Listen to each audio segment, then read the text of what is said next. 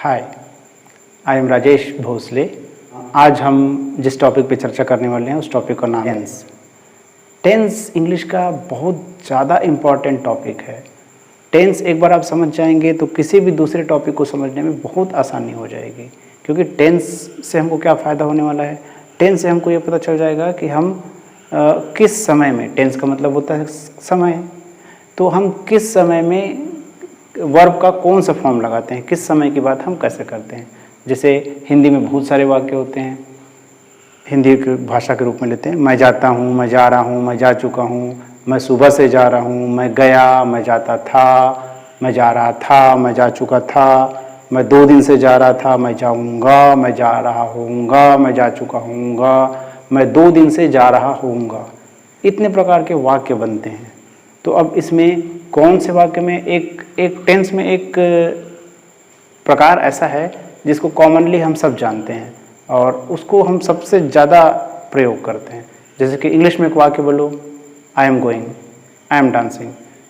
तो ये जो आईएनजी वाला फॉर्म है ये कुछ सरल होता है और बहुत ज़्यादा उपयोग में लाया जाता है, इसलिए ये नॉर्मली सबको क्लियर रहता है।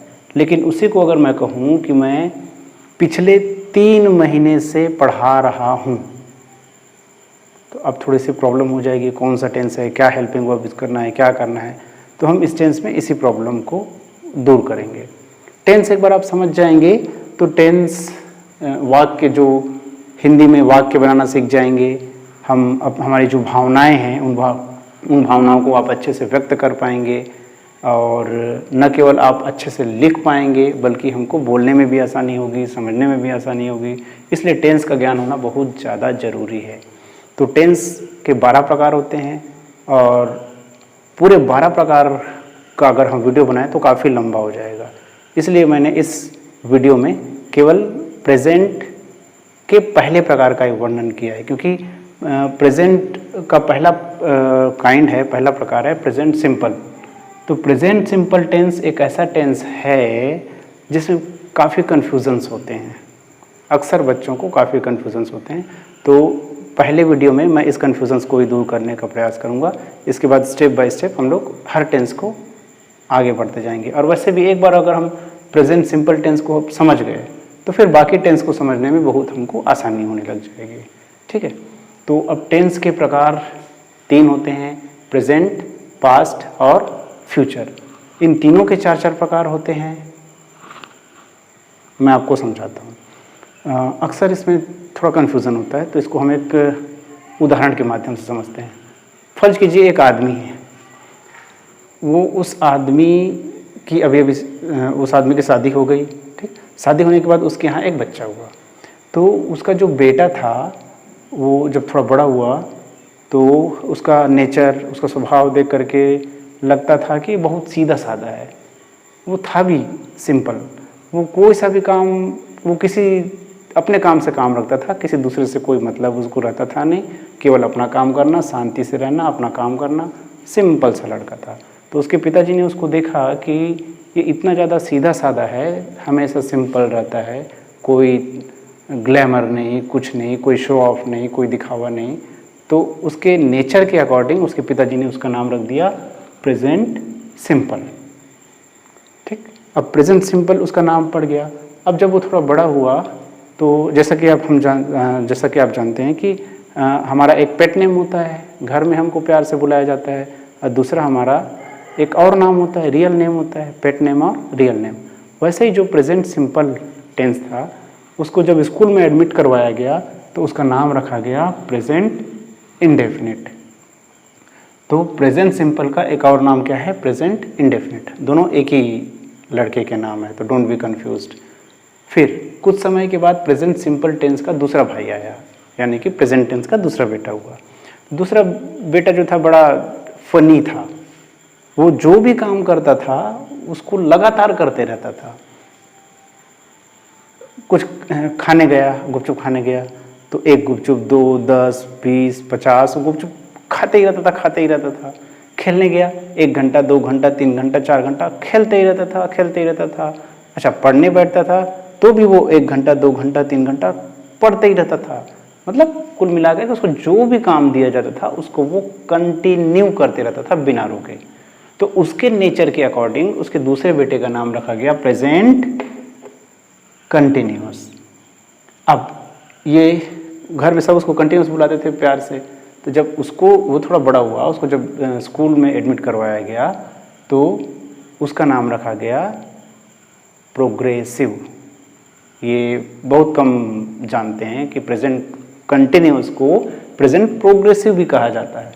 इस बात को आप याद रखिएगा, नोट कर लीजिएगा। उसके बाद फिर जो प्रेजेंट टेंस नाम का व्यक्ति था उसका तीसरा बेटा हुआ। तो तीसरा बेटा जो था वो अर्जुन के समान था, आमिर खान के जैसे। जो भी काम उसको मिलता था वो बहुत सही तरीके से उस काम को पूरा करता था। काफ़ी हुनरमंद था, काफ़ी माहिर था, चाहे पढ़ाई लिखाई हो, चाहे खेल कूद हो, चाहे घर के काम हो, चाहे कोई सा भी काम हो, जो भी काम वो हाथ में लेता था उसको बिल्कुल परफेक्ट करके देता था। तो हर काम को वो परफेक्ट तरीके से ही पूरा करता था, इसलिए उसका नाम रख दिया गया प्रेजेंट परफेक्ट टेंस। ठीक, पहला बेटा था प्रेजेंट सिंपल, दूसरा प्रेजेंट कंटिन्यूअस, तीसरा प्रेजेंट परफेक्ट। इसके बाद जब उसका चौथा बेटा हुआ प्रेजेंट टेंस का, तो जैसे घर में जब बच्चा होता है तो हम कहते हैं ना इसकी नाक इसकी नानी पे गई है, इसकी आँख इसके पापा पे गया है। तो वैसे ही जो उसका चौथा बेटा था उसमें दूसरे और तीसरे भाई का, अपने दूसरे और तीसरे भाई दोनों का क्वालिटी उसमें था। दूसरा भाई क्या करता था, दूसरा भाई किसी भी काम को कंटिन्यू करते रहता था और तीसरा भाई क्या करता था, हर काम को परफेक्ट करता था। तो ये क्या करता था, जो भी काम इसको दिया जाता था उसको तब तक वो कंटिन्यू रखता था, बीच में रुकता नहीं था, वो हार नहीं मानता था, वो तब तक कंटिन्यू उस काम को करते रहता था जब तक कि वो परफेक्ट ना हो जाए उस काम में।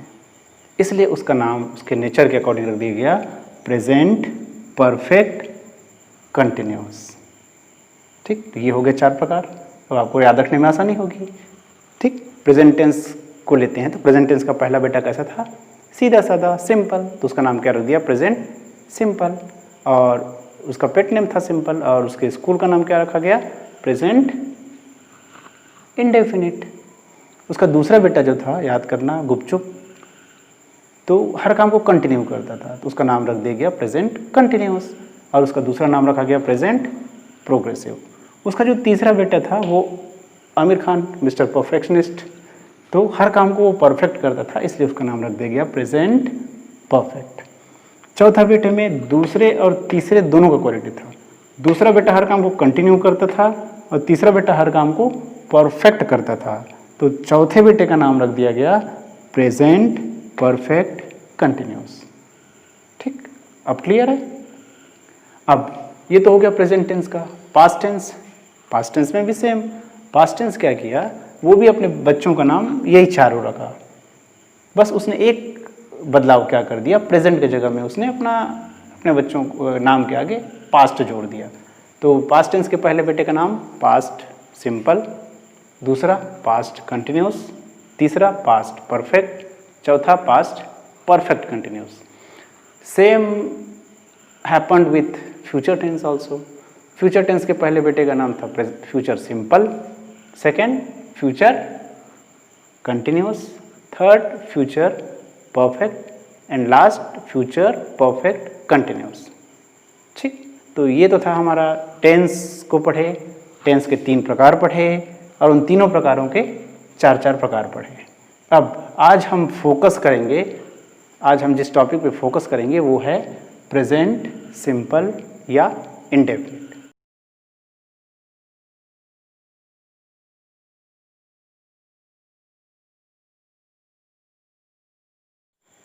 तो प्रेजेंट सिंपल टेंस के यूजेस जानते हैं। प्रेजेंट सिंपल टेंस का यूज़ कब कब किया जाता है।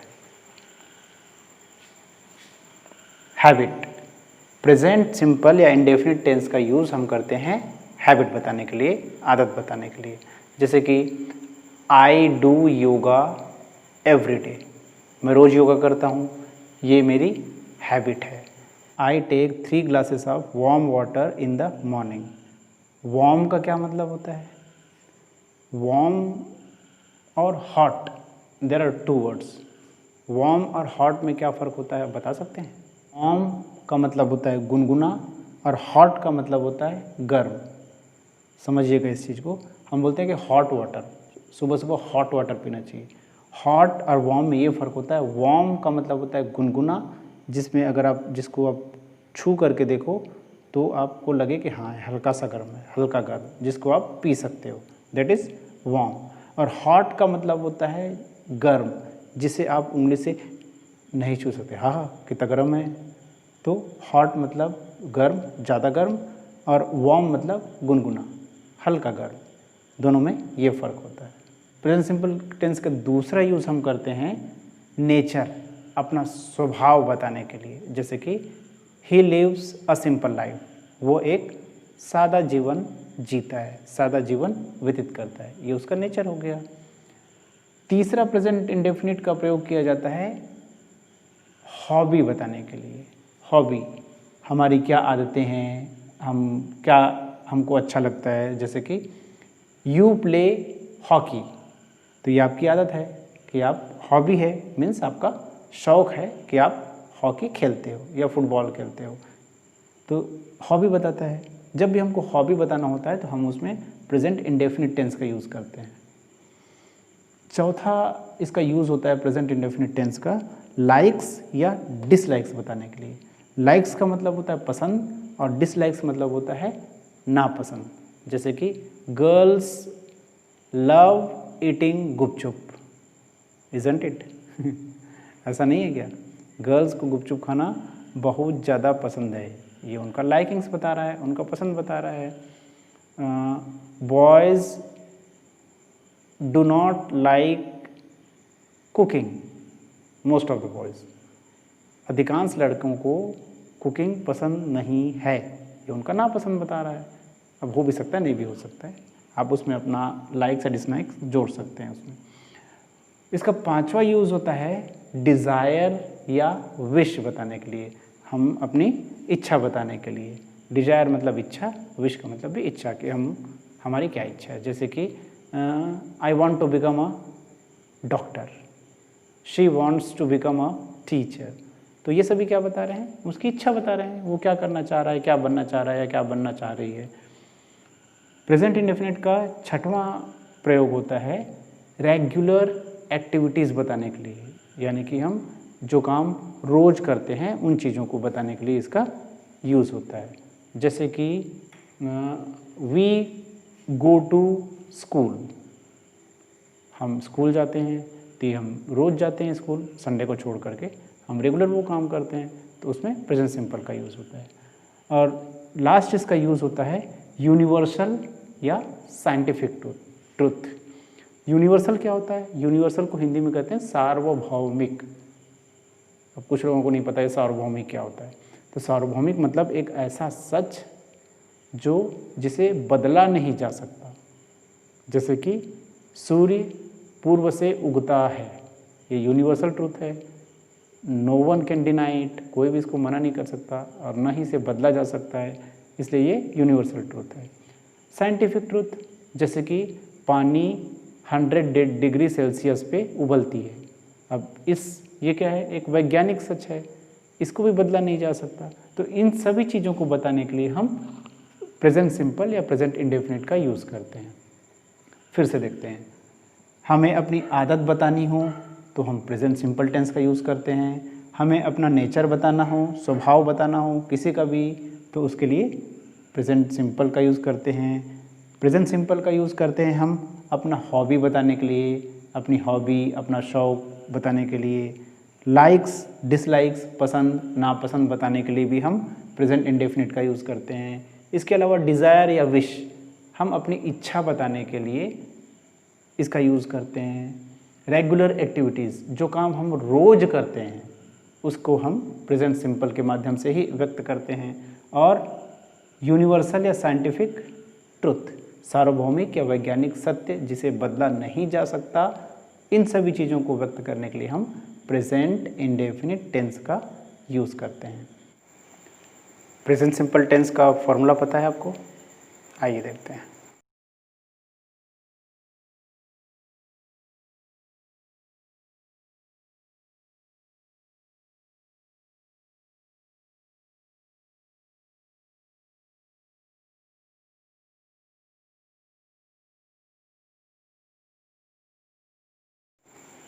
प्रेजेंट सिंपल टेंस में वाक्य बनाने के लिए हमको जिस फॉर्मूला की ज़रूरत पड़ती है, आइए उसको समझते हैं। सबसे पहले हमको लगाना पड़ता है सब्जेक्ट, सब्जेक्ट के बाद आता है वर्ब का फर्स्ट फॉर्म, फिर वर्ब के फर्स्ट फॉर्म में एस या ई एस लगता है या नहीं भी लग सकता है, आगे जानेंगे। उसके बाद आता है हमारा ऑब्जेक्ट। तो थोड़ा सा बेसिक में आता हूँ मैं, और मैं ये जानना चाहता हूँ कि सब्जेक्ट होता क्या है। किसी भी वाक्य में जो काम करने वाला होता है वो क्या होता है, सब्जेक्ट। जैसे मैं कुछ वाक्य बोलता हूँ, मैं पानी पीता हूँ, इस सेंटेंस में काम करने वाला कौन है, मैं, तो इसमें सब्जेक्ट क्या हो गया, मैं। तुम पुस्तक पढ़ते हो, सब्जेक्ट क्या हो गया, काम करने वाला कौन है, तुम, तो सब्जेक्ट क्या हो गया, तुम। लड़के दौड़ते हैं, दौड़ने का काम कौन कर रहा है, लड़के, तो लड़के क्या हो गया, सब्जेक्ट हो गया। चूहे को बिल्ली खाती है, इसमें सब्जेक्ट क्या है अक्सर लोग ये कन्फ्यूज होते हैं कि वाक्य के शुरू में जो वर्ड रहता है वो सब्जेक्ट होता है।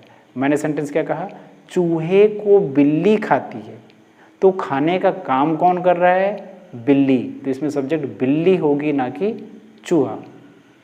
तो जो काम करने वाला होता है किसी सेंटेंस में उसको कहते हैं हम सब्जेक्ट। सब्जेक्ट्स के बाद आते हैं हम अगला वर्ब में।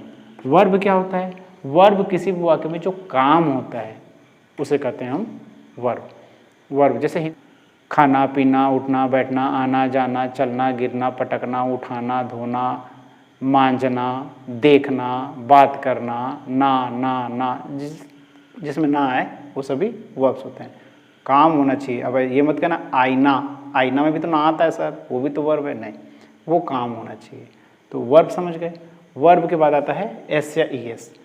अब एस या ई एस, अब इसको ध्यान से समझिएगा। ये जो एस या ई एस है,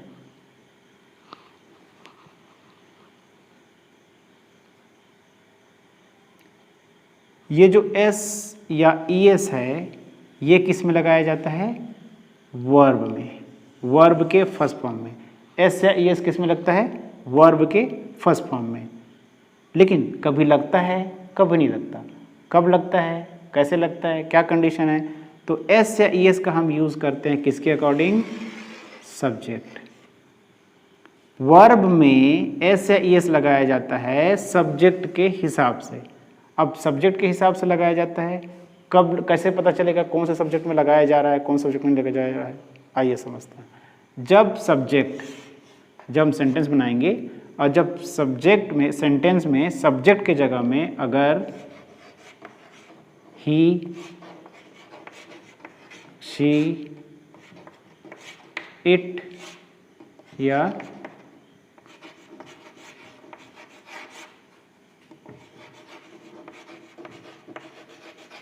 सिंगुलर नाउन,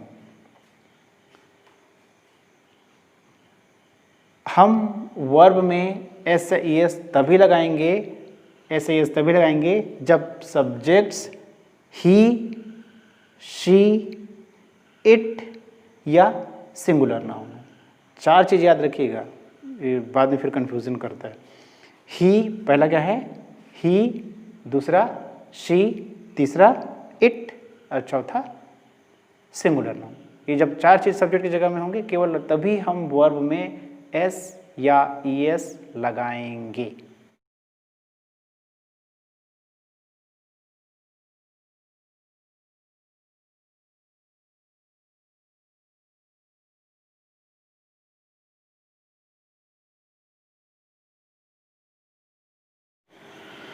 आइए प्रेजेंट सिंपल टेंस में हम एग्जांपल्स बनाते हैं, ध्यान से देखिएगा।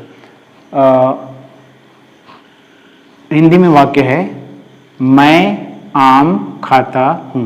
आखिरी में ता हूँ आया, मतलब हम पहचान गए कि ये प्रेजेंट इंडेफिनिट का वाक्य है।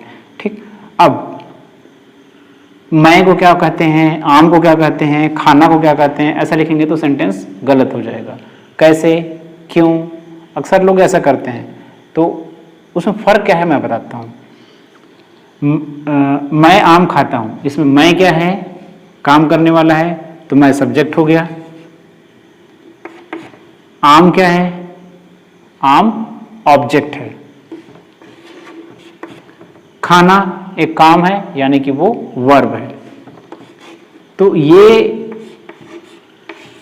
हिंदी में ऐसे सेंटेंस बनते हैं, पहले सब्जेक्ट आता है, फिर ऑब्जेक्ट आता है, फिर वर्ब आता है। याद रखिएगा, ऑब्जेक्ट बीच में आता है और वर्ब बाद में जाता है। और एग्जांपल देख लीजिए, तुम पुस्तक पढ़ते हो, तुम वर्ब है,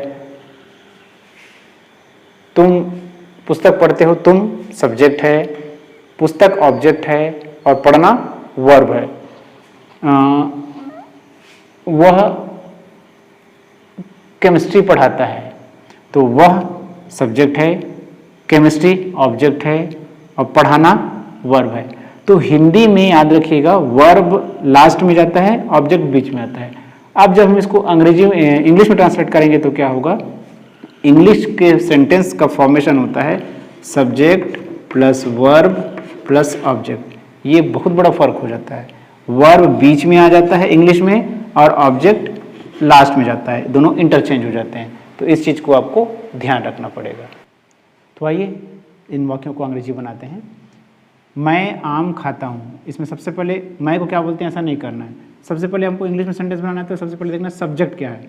तो सब्जेक्ट में इसमें क्या होगा, सब्जेक्ट यानी काम करने वाला। काम करने वाला कौन है, मैं को इंग्लिश में क्या बोलते हैं, आई।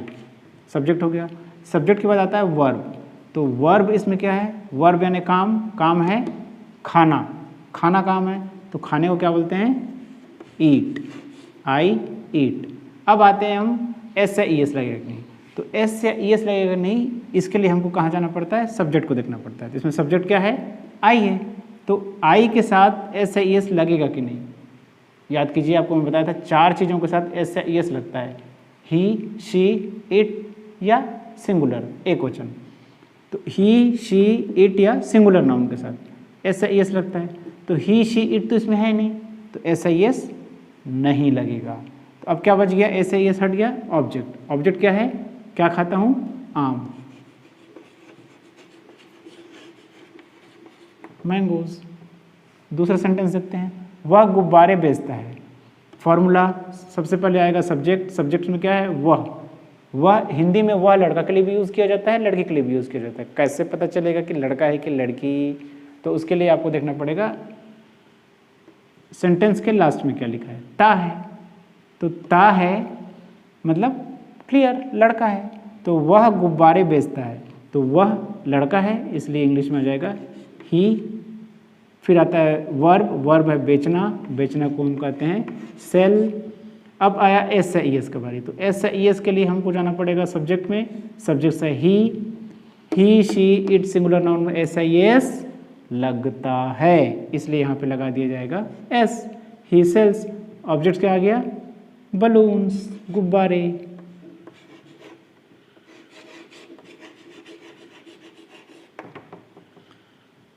तुम गिटार बजाते हो, सब्जेक्ट्स तुम, इंग्लिश यू। वर्ब बजाना, बजाना यहाँ पे प्ले आएगा, किसी म्यूजिक को बजाने के लिए प्ले का यूज़ करते हैं। एस से ई एस लगेगा कि नहीं, वापस जाओ, सब्जेक्ट देखो यू, ही, शी, इट नहीं है, यू है, इसलिए एस से ई एस नहीं लगेगा। ऑब्जेक्ट है गिटार।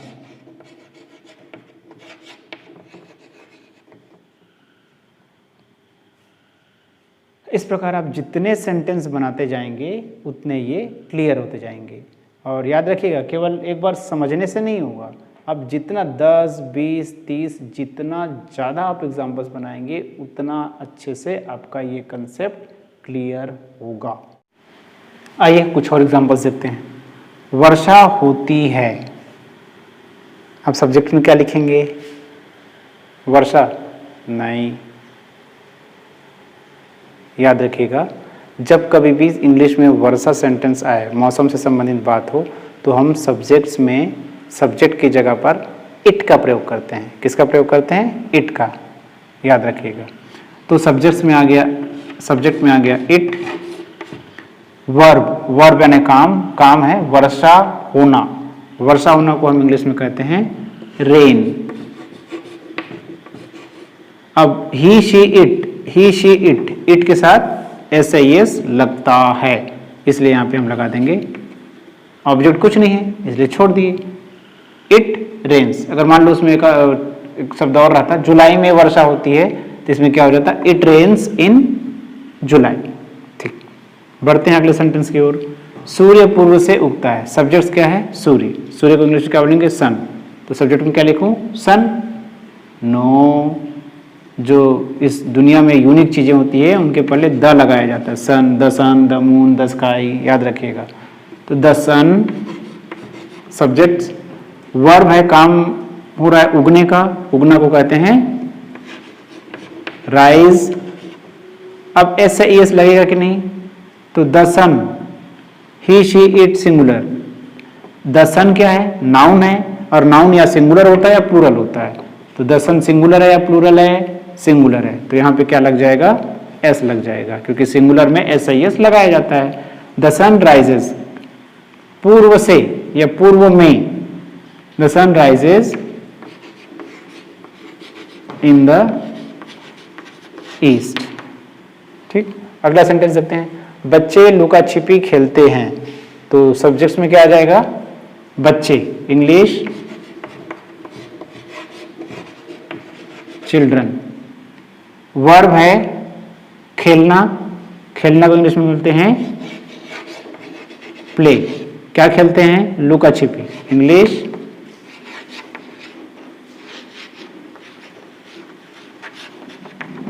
Hide and seek.